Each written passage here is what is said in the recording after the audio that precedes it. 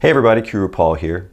Today I'm going to be talking about one of my favorite topics, the Spanish subjunctive, aka the keystone to mastering Spanish. When it comes to the subjunctive, the tough part is not learning how to conjugate into the subjunctive. That's pretty easy. I actually have a video about it. It's knowing when to do it. That's why I like to break it down into bite-sized rules that I call subjunctive triggers. A trigger is a grammatical construction that when you see it, you'll know to use the conjugation for the subjunctive. It's that simple. Here's an example of what I'm talking about. Espero que plus subjunctive. I hope that something happens. This is a subjunctive trigger.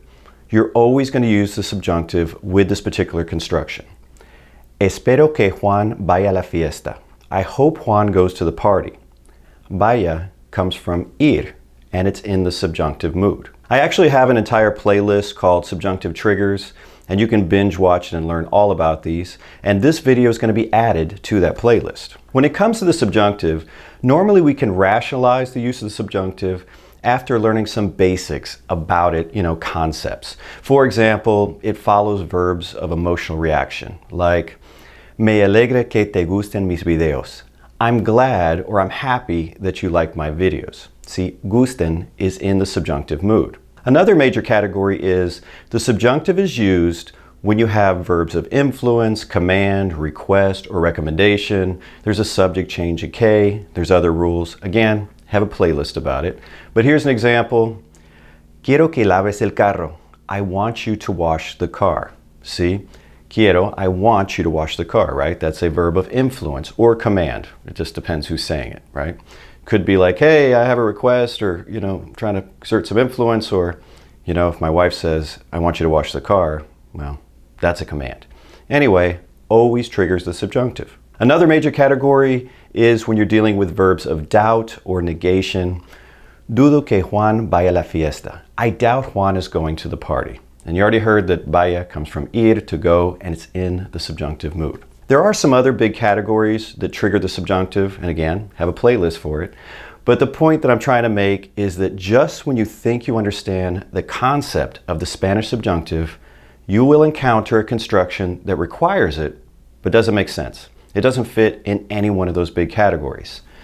Well, I'm going to be giving you one of those today. Estar acostumbrado a que plus subjunctive.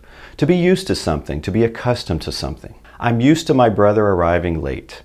Estoy acostumbrado a que mi hermano llegue tarde. You see, llegue is in the subjunctive. It comes from the verb llegar, to arrive. But the question is, why is it in the subjunctive? I'm used to something. That's not an emotional reaction, is it? I don't think so. I'm not trying to exert some influence over, some subject in the second clause, am I? No. It's not expressing doubt or negation. So why is it in the subjunctive? And although I didn't cover all the different major categories that trigger the subjunctive, I'm going to tell you right up front, this isn't in there, all right? This is just its own thing. Now, I have learned over the years that when I encounter constructions like this, to avoid overthinking it. Some of you will try to overthink it. Just avoid it, just accept it. Just put it on your word list. This is how the construction is. Estar acostumbrado a que plus subjunctive, and accept it. Here's another example. I'm used to it raining every day. Estoy acostumbrado a que llueva todos los días. See, it's llueva because it's in the subjunctive. And why is it in the subjunctive? Because that's the construction. We're not going to overthink it, all right? We're not overthinking it. We're just accepting it. Do you want to try one? How about this one? I'm used to Juan complaining about everything. I'm used to Juan complaining about everything. Estoy acostumbrado a que Juan se queje de todo, right? Se queje comes from quejarse, which means to complain. It's a pretty useful verb. I've talked about it in some other videos. Now, if you're a female, then you're going to be saying acostumbrada. Do you want to try another one? I like these videos to be interactive, all right? I'm used to my dogs waking me up at 5 in the morning. I'm used to my dogs waking me up at 5 in the morning. Now, if you want to pause the video and write this down, you're welcome to do that. Whatever. I'll wait a moment. I'm used to my dogs waking me up at 5 in the morning. Estoy acostumbrado a que mis perros me despierten a las 5 de la mañana. So it's despierten from despertar, It's in the subjunctive. Why? Just because, right? Just because. We're not even questioning it now. See? It's much easier this way. Acceptance. For folks watching who are not familiar with this construction, estar acostumbrado a prior to today, I'm going to get into it a little bit further just so you can get more out of it. All right? And you don't always have to use the subjunctive. It really depends what you want to say. Anytime I teach a student this particular construction, I actually teach them 3 constructions to put on their word list or study list or whatever you want to call it. Estar acostumbrado a plus noun, estar acostumbrado a plus infinitive. Remember, the infinitive is the unconjugated verb. And estar acostumbrado a que plus subjunctive, which is the one we started with. You'll see they all use that a. So don't forget that a, right? Because you get accustomed to something or get used to something. I don't say accustomed as much in English. I don't say things like, I'm accustomed to working weekends. No, I say I'm used to working weekends. That's just me. I don't know. Here's an example of our first construction, estar acostumbrado a plus noun. Estoy acostumbrado al frío. Estoy acostumbrado al frío. I'm accustomed to the cold. So why is it al? If you're not familiar with why, it's because the a and the el join together to form al, okay? So when you see that, it's to stop that awkward a el frío. That would be weird, you know? Estoy acostumbrado a el frío. So it becomes al. So far in our examples, I've been focusing on what I'm used to doing, what I'm accustomed to doing. But if you want to talk about other people, you can. You just have to conjugate that verb estar correctly. And when it comes to acostumbrado, that needs to agree in number and gender with the subject. The men are used to the traffic. Los hombres están acostumbrados al tráfico. Okay? And why is it al tráfico? Because a and el got together, made al. See? Learning Spanish is all about learning the patterns. The women are used to the climate or the weather. Las mujeres están acostumbradas al clima. Okay? Piece of cake, right? I should back up there. You notice it's al clima. And some people be like, wait a minute, Paul. Clima ends with an A. Is it la clima? No, it's el clima. You'll sometimes see nouns in Spanish that end in A and they're masculine. And there's a variety of reasons for that. But one of them is when we talk about vocabulary that came from Greek, okay, they're going to end typically in ma, pa, ta. That's what I call them, ma, pa, ta words. Well, these ma, pa, ta words are all masculine. And they tend to look a lot like English because we got the same words from Greek. So you'll see things like el planeta. You already know what that probably means, right? El mapa. Not that hard. El programa, el enigma, things like that. All right. Boy, I just went off. I go off on these little tangents, don't I? Let's take a look at our next construction, the estar acostumbrado a plus infinitive.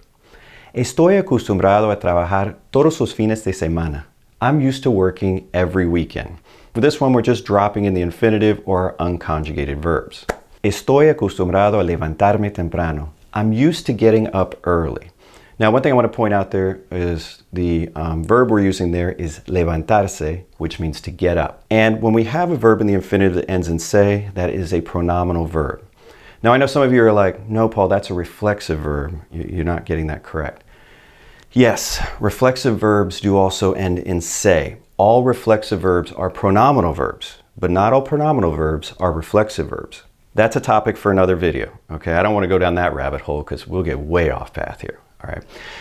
Just keep in mind that when you're using infinitives that are either reflexive, pronominal, then you just have to pay attention to that reflexive pronoun. It needs to agree. So see here, it became levantarme, right?